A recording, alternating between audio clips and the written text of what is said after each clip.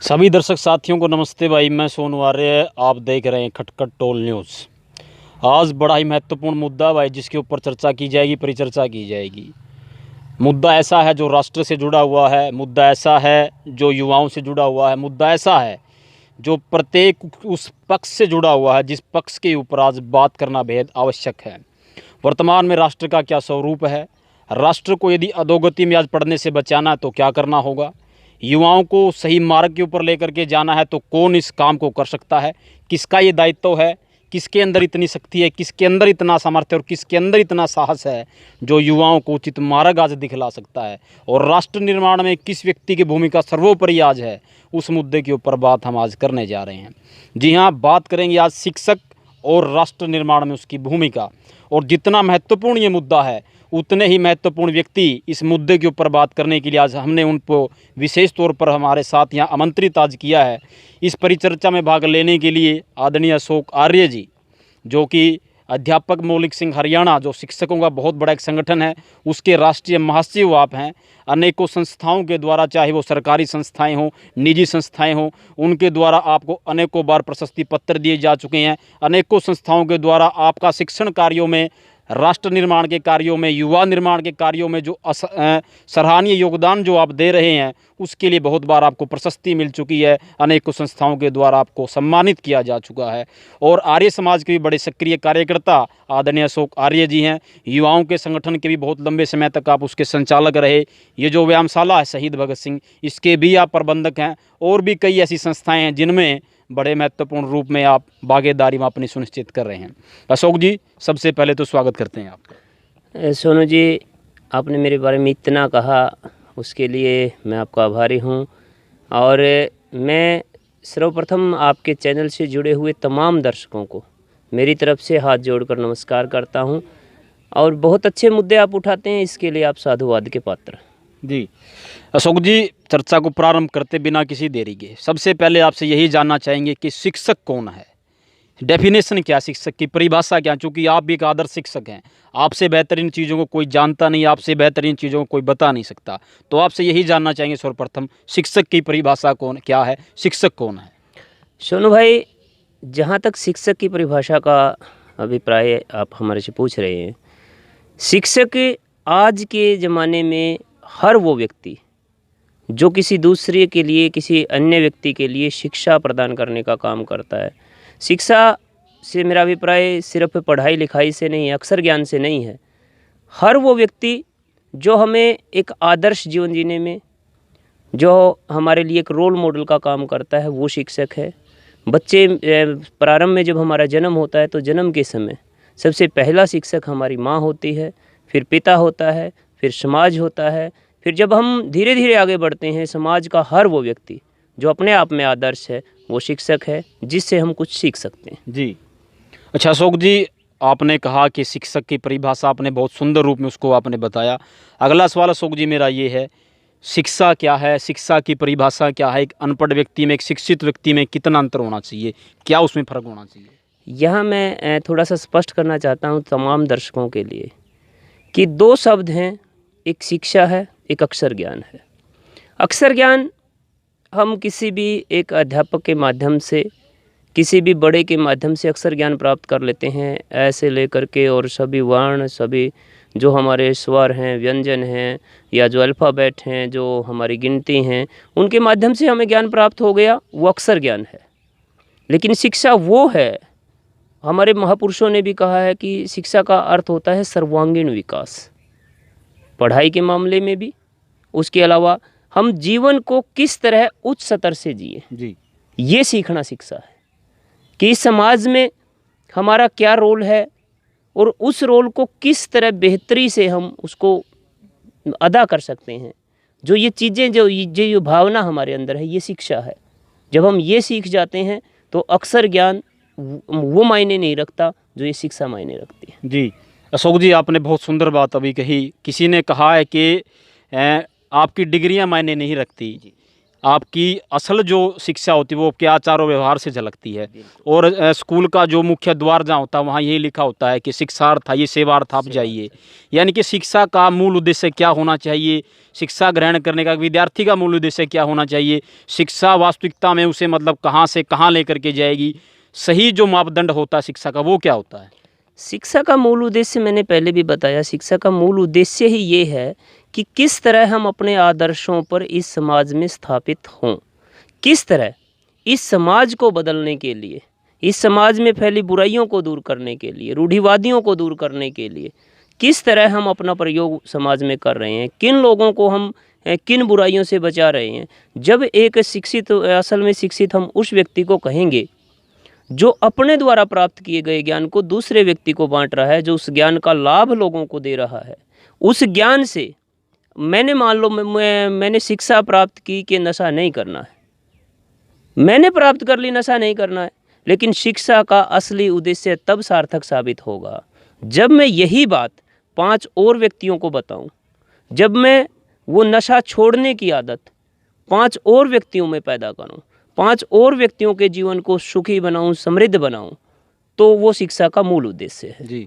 और दूसरा क्या सवाल किया था आपने शिक्षा से? जी, मैं यही आपसे सवाल पूछ रहा था कि शिक्षा मतलब ग्रहण करने का जो मूल उद्देश्य होता है वो किस रूप में होना चाहिए? शिक्षा, जैसे कोई विद्यार्थी शिक्षा ग्रहण कर रहा है जी, उसका उद्देश्य मतलब कोई अच्छी नौकरी के लिए वो शिक्षा प्राप्त करना चाहे, मतलब किस प्रकार का क्या मूल उद्देश्य होना चाहिए विद्यार्थी के पीछे उसका? मेरा ये मानना है कि आदर्श जीवन जीना, अपने और अपने आसपास के समाज का उद्धार करना शिक्षा का मूल उद्देश्य है। अशोक जी, आपने बहुत बड़ी बात अब भी दोबारा आपने वही की कि अपने आप का स्तर भी ऊंचा उठाना चाहिए और शिक्षा का मूल उद्देश्य नैतिकता भी बड़ी ज़रूरी होती है।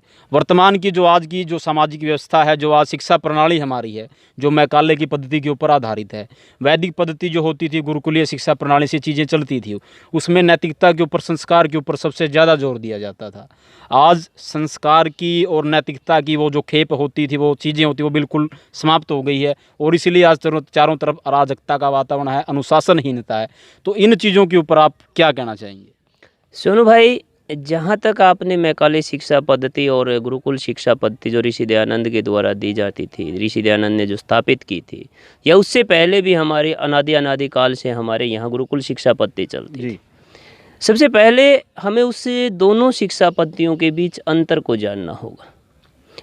मैकाले शिक्षा पद्धति ये नहीं है कि हमारे देश में अंग्रेजी आ गई। अंग्रेजी एक भाषा है, वो आई, उसका पढ़ाई होती रही, अच्छी बात है, बच्चों को इंग्लिश का भी अंग्रेजी का भी ज्ञान हो, लेकिन हमारे देश में मैकाले शिक्षा पद्धति से अंग्रेजी नहीं आई, अंग्रेजियत आ गई जी। जो इंग्लिश लोगों की सोच थी वो उस शिक्षा पद्धति के साथ हमारे आज की जो वर्तमान शिक्षा प्रणाली है उसके अंदर चली आई। गुरुकुल शिक्षा पद्धति क्या थी कि बच्चे को एक निश्चित समय अवधि के बाद गुरुकुल में छोड़ दिया जाता था, वहाँ गुरु उसका लालन पालन करते थे, वहाँ रहने वाले आचार्य उसको शिक्षा देते थे, उसको संस्कार देते थे, उसको नैतिकता देते थे, उसको देश प्रेम की भावनाएं उसके अंदर भरते थे।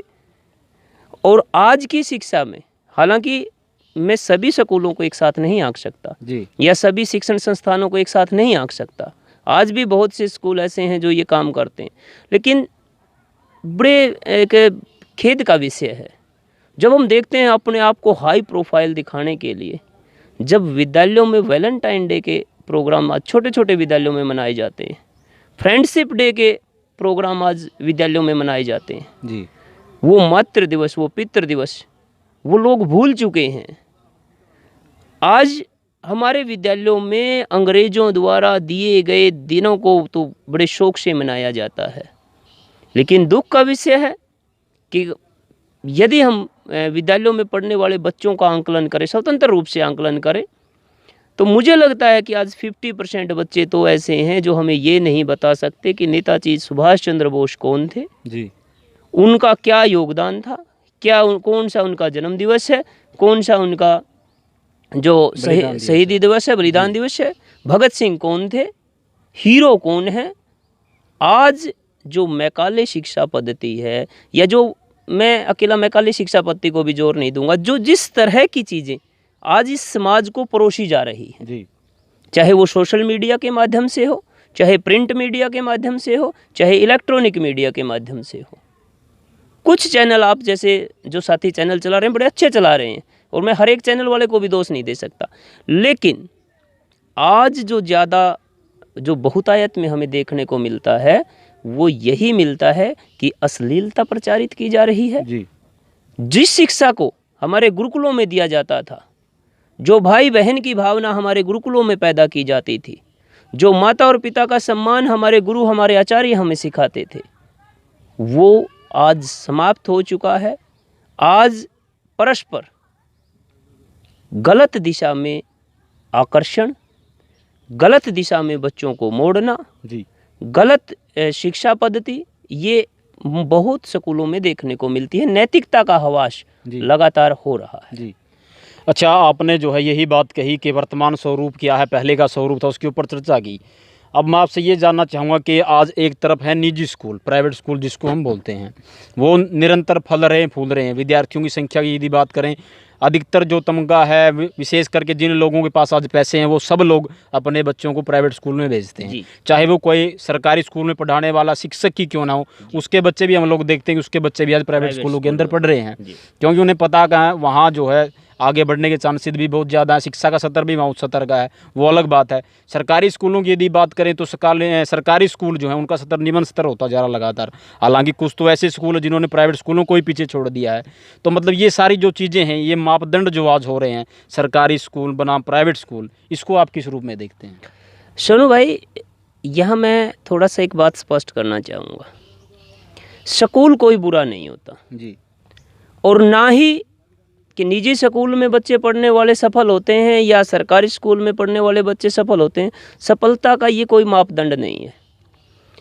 अनेक स्कूल ऐसे हैं, जब आप निकल करके देखिए, आप ना मेरी सुनिए ना किसी दूसरे की सुनिए, आप 10 स्कूलों का आंकलन कीजिए, एक उसमें 5 निजी स्कूल हों और 5 राजकीय सहायता प्राप्त स्कूल हों, जो सरकारी स्कूल हम जिन्हें कहते हैं। जी।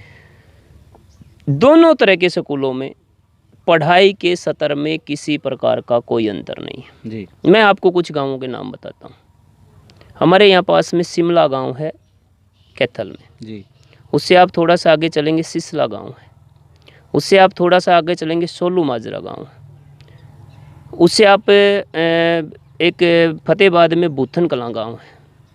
मैं ये गांव के नाम आपको इसलिए दे रहा हूँ क्योंकि इन गांवों में तमाम ग्रामीणों ने ग्राम पंचायत के और अपनी लोकल पंचायत के माध्यम से इन गांवों ने फैसला किया है कि हम हमारे 100% बच्चों को सरकारी विद्यालयों में पढ़ाएंगे। जी। क्या ये सवाल उनके मन में भी आया होगा जो आपने मेरे से पूछा कि वहाँ सफलता मिलेगी, वहाँ सफलता नहीं मिलेगी? ऐसा कोई मापदंड नहीं है। उन स्कूलों के परिणाम बढ़िया आ रहे हैं, सरकारी स्कूलों की मैं बात कर रहा हूँ जी। और इसके अलावा अनेक स्कूलों के उदाहरण मेरे पास हैं। जिस विद्यालय में मैंने पढ़ाया है उस विद्यालय ने 2016 में हरियाणा का टॉप विद्यार्थी दिया जी, जिसने पूरे हरियाणा को नॉन मेडिकल में टॉप किया। और यमुनानगर में एक स्कूल है जिसमें 1 साल पहले जो एप्लीकेशन फॉर्म अप्लाई करता है उसी के एडमिशन होते हैं। इतनी सीटें वहाँ, जितनी सीटें होती हैं उनके एडमिशन 1 साल पहले हो जाते हैं। जी। आप अपने आसपास भी स्कूल देखिए, आप अपना कन्या वरिष्ठ माध्यमिक विद्यालय देखिए खटकड़ गाँव का, जी। उस स्कूल के आप पिछले 4 सालों के परिणामों का आंकलन कीजिए। बात पढ़ाई की नहीं है, पढ़ाने वाले वो भी अध्यापक हैं, वो भी अध्यापक हैं, शिक्षा वो भी देते हैं, शिक्षा वो भी देते हैं। मैं ये नहीं कहता कि निजी स्कूल शिक्षा नहीं देते, शिक्षा दोनों जगह बराबर है। लेकिन आज आपने, मैंने, मेरे भाई ने, आपके भाई ने, हमारे साथियों ने एक स्टेटस सिंबल बना लिया है कि मैं अगर निजी स्कूल में अपने बच्चों को पढ़ाऊंगा तो मैं समाज में ऊंचा सिर करके चल सकता हूं। यदि मेरे बच्चे सरकारी स्कूल में पढ़ते हैं तो मुझे हीनता की दृष्टि से देखा जाएगा। ये सोच हो गई है, जबकि ऐसा कुछ नहीं है। स्कूल सभी बराबर हैं, अध्यापक वहाँ हैं, अध्यापक वहाँ। बल्कि यदि आप देखेंगे तो सरकारी स्कूलों में प्राइवेट स्कूलों की बजाय वेल एजुकेटेड, जिनको हम कह सकते हैं, जिनके पास बड़ी बड़ी डिग्रियां हैं, जो टेस्ट पास करके आते हैं, वो लोग वहाँ सेवाएं दे रहे हैं। जी। अच्छा अशोक जी, आपने जो है इस मामले के ऊपर भी बड़ी गंभीरता से अपनी बात रखी। मैं ये जानना चाहूँगा, अगली बात जो मेरी है, प्राचीन काल में एक शब्द होता था आचार्य, जो शिक्षा ग्रहण करने का उत्तरदायित्व तो जिन्हें सौंपा जाता था उन्हें आचार्य बोला जाता था। आचार्य की परिभाषा जो यास्कच आचार्य हैं, निरुक्तकार जिन्होंने लिखा, उन्होंने कहा कि आचार्य वो है जो आचार और व्यवहार की शिक्षा और दीक्षा देता है, वो आचार्य है। यानी जो आचार और व्यवहार दोनों में दो श्रेष्ठ होता है वो आचार्य कहलाता है। वहाँ से आचार्य चला, धीरे धीरे घटता घटता आज वो आचार्य परिवर्तित हो गया मास्टर के अंदर। तो उस समय के आचार्य में और आज के मास्टर में आप कितना अंतर देखते हैं? क्या परिस्थितियाँ हैं, क्या परिदृश्य है? सोनू भाई, मैं थोड़ा सा आपको स्पष्ट कर दूं, मास्टर नहीं, मास्टर तो एक अंग्रेजी का शब्द है, अध्यापक जी। आज हम अध्यापक कहते हैं, उस समय आचार्य कहते थे। व्यक्ति विशेष की यदि हम बात ना करें तो इन दोनों के जो पद हैं, दोनों का जो रुतबा है, दोनों का जो काम करने का तरीका है, वो लगभग बराबर है। व्यक्ति विशेष की यदि हम बात ना करें, क्योंकि व्यक्ति विशेष हो सकता है वहाँ भी कहीं ना कहीं कोई ना कोई ऐसा व्यक्ति रहा हो जी। जो भेदभावपूर्ण काम करता हो, या आज भी ऐसे व्यक्ति मिल सकते हैं हमें शिक्षा जगत में कि जो अलग किस्म के व्यक्ति हों जी। लेकिन आचार्य का नाम बदल करके अध्यापक रख दिया, उसके नाम से इतना परिवर्तन नहीं आया जितना जो शिक्षा पद्धति की हमने पहले भी बात की थी। आचार्य उनको कहा जाता था जो पूरे आचार व्यवहार को देखता था, यानी जिसके पास बच्चा 24 घंटे बैठता था जी। वो पढ़ाई के लिए उसका अलग समय होता था, और उसके बाद जीवनचर्या कैसे की जाए उसके लिए अच्छा अलग समय होता था जी। उनके योग और व्यायाम कैसे करवाया जाए उसके लिए उसके पास अलग समय होता था, उसको संध्या कैसे सिखाई जाए, उसको हवन कैसे सिखाए जाएं, उन सब के लिए आचार्य के पास समय होता था। आज जो वर्तमान परीक्षा तंत्र है, जो परीक्षाएं चलती हैं, उसके कारण एक अध्यापक को बांध दिया गया है कि आपको ये सिलेबस दे दिया, ये 10 लेसन दे दिए, आपको इस 10 लेसन में से रिजल्ट निकाल करके देना है जी।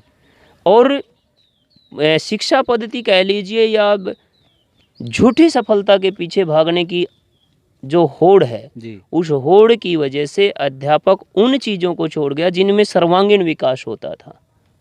उन चीज़ों को छोड़ करके अनेकों अध्यापक आज सिर्फ शिक्षा देने में तो लगे हुए हैं, अक्षर ज्ञान तो दे रहे हैं, बहुत अच्छी तरीके से दे रहे हैं, लेकिन कई जगह हमें देखने को ये मिलता है कि जो चीज़ें उन्हें सिखाई जानी चाहिए, जो उनको आजीवन काम आएंगी, उन चीज़ों को भुलाते जा रहे हैं। यही अंतर आचार्य और अध्यापक के पद में आज आ चुका है। जी अशोक जी, अच्छा मैं अब बहुत महत्वपूर्ण सवाल आपसे पूछने जा रहा हूँ। एक शिक्षक के लिए क्या मानदंड आप तय करेंगे? उसका व्यक्तित्व कैसा होना चाहिए, उसे चारित्रिक रूप से कैसा होना चाहिए, बौद्धिक रूप से उसे कैसा होना चाहिए, इसके लिए आप थोड़ा सा दर्शकों को बताइए। शिक्षक हो, आचार्य हो, अध्यापक हो या ट्रेनर हो जी, प्रशिक्षक जिसको हम कहते हैं, सर्वप्रथम उन सब के लिए सच्चरित्र होना सबसे आवश्यक है। जी। उनका चरित्र ऊंचा होना चाहिए। जब उनका चरित्र ऊंचा होगा तो वो दूसरों को चरित्र की शिक्षा दे सकेंगे। मैं चरित्र पे जोर इसलिए दे रहा हूँ क्योंकि आज के समय में चरित्र की सबसे ज़्यादा आवश्यकता है। जी। ऊंचे चरित्र के लोग ना पहले कभी असफल हुए, ना आजकल असफल हो रहे हैं और ना भविष्य में असफल होंगे। दूसरा, उसका जो अध्यापक की हम बात कर रहे हैं वर्तमान समय में, क्योंकि आजकल गुरुकुल बहुत कम है और आचार्य भी कम हैं। जी। अध्यापक की जहाँ तक अध्यापक का सवाल है, एक अध्यापक को उसका पूरा का पूरा जिसको हम करैक्टर कह सकते हैं, चरित्र कह सकते हैं, या उसका जो जीवन है जी। वो रोल मॉडल होना चाहिए। अब यदि एक अध्यापक, मैं अपना उदाहरण दूं, मैं दूसरे को नहीं कहूँगा, यदि मैं यहाँ बड़ी बड़ी बातें कर रहा हूँ और इन बातों के बाद मैं बाहर निकल करके एक सिगरेट पी रहा हूँ, तो मैं कैसे अपेक्षा करूँगा कि मेरे बच्चे वो नहीं करेंगे। मैं शराब पी रहा हूँ तो मैं कैसे अपेक्षा करूँगा कि मेरे बच्चे शराबी नहीं होंगे। इंग्लिश की एक 2 लाइनें हैं, वो मैं आपके साथ साझा करना चाहूँगा। महात्मा गांधी ने कहा है, a teacher should mind about his P's and Q's whether he is among the students और अवे द स्टूडेंट्स। कि यदि एक अध्यापक जो होता है, पीज एंड क्यूज का मतलब उसको उन छोटी छोटी बातों का भी ध्यान रखना होगा, जो उसको उन चीज़ों को अपनाना होगा, चाहे वो छात्रों के बीच हो या छात्रों से दूर हो, उसको अपनी छोटी छोटी चीज़ों का ध्यान रखना अति आवश्यक है। और यही अध्यापक का सबसे बड़ा मानदंड है। क्यों? वो जैसा है, जैसा वो दिख रहा है उसके बच्चे वैसे ही बनेंगे। जी। अच्छा अशोक जी, अगला बड़ा महत्वपूर्ण सवाल है, उसी के ऊपर हमने जो है ये पूरा टॉपिक आज का रखा हुआ है कि एक शिक्षक राष्ट्र निर्माण में क्या भूमिका अदा कर सकता है, राष्ट्र के निर्माण में उसका उत्तरदायित्व कितना बड़ा है, किस प्रकार वो राष्ट्र निर्माण के कार्य को गति दे सकता है, वर्तमान के परिदृश्य को शिक्षक कैसे बदल सकता है।